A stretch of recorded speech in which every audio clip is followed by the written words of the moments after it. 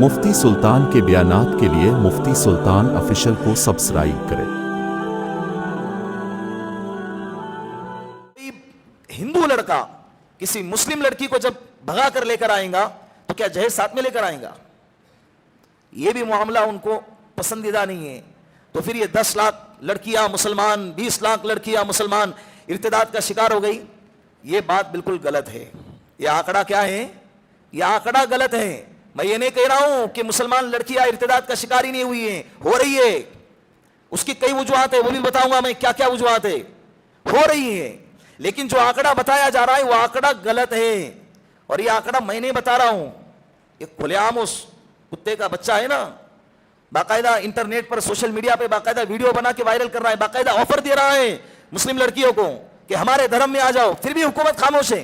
اگر اس طرح سے آفر ہم دیتے ممبر پہ بیٹھ کے، یا اسی طرح کوئی پروگرام کر کے ہم یہ آفر دیتے کہ ہندو لڑکیاں ہمارے مذہب میں آ جاؤ، حالانکہ الحمدللہ ثم الحمدللہ ہم جس دین کو، جس اسلام کو، جس مذہب کو مانتے ہیں اس مذہب میں زبردستی ہے ہی نہیں، کوئی لالچ ہی نہیں ہے، لا اکراہ فی الدین، دین میں زبردستی، اللہ بہت بے نیاز ہے، تمہیں آنا ہے آؤ، نہیں آنا ہے مت آؤ، اللہ کے شان میں رتی برابر بھی فرق نہیں پڑنا ہے۔ یہاں اسلام بے نیازی کا معاملہ اختیار کرتا ہے، آؤں گے تمہارا فائدہ ہے، نہیں آؤں گے تمہارا نقصان ہے۔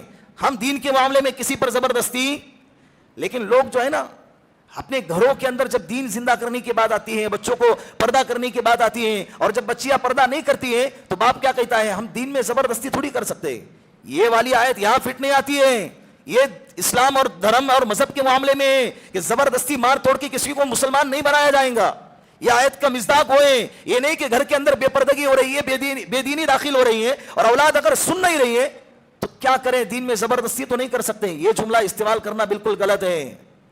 باقاعدہ شریعت نے زبردستی کرنے کو کہا ہے۔ اللہ اس باپ پر رحم فرمائے جو اپنی اولاد کی تربیت کے لیے گھر میں کوڑا لٹکاتا ہے۔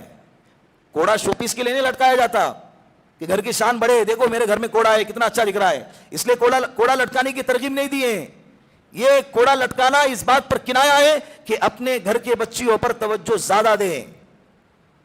تو بات یہ کہہ رہا تھا کہ ارتداد کا شکار تو ہو رہی ہے، وہ جس طرح سے آفر کر رہا ہے، اگر ہم آفر دے دیتے کہ بھائی ہندو لڑکیاں ہمارے مذہب میں آ جاؤ اور مسلمان لڑکوں سے شادی کرو، ہم آپ کو 2.5 لاکھ روپے دیں گے، 5 لاکھ روپے دیں گے، گھر کا انتظام کریں گے، حکومت چپ بیٹھتی؟ بولو نا، حکومت خاموش رہتی؟ کیا کرتی؟ دوسرے دن ہمارا چینل بین، تیسرے دن آئیں گے ہمارے گھر پہ آ کے چھاپا ماریں گے، اور چوتھے دن ہمیں حراست میں لے لیا جائے گا۔ یہ کھلے عام ہو رہا ہے ملک ہندوستان کے اندر، پھر بھی عوام بھی خاموش ہے اور حکومت بھی خاموش ہے۔ لیکن اللہ دیکھ رہا ہے۔ اللہ کیا ہے؟ اللہ دیکھ رہا ہے۔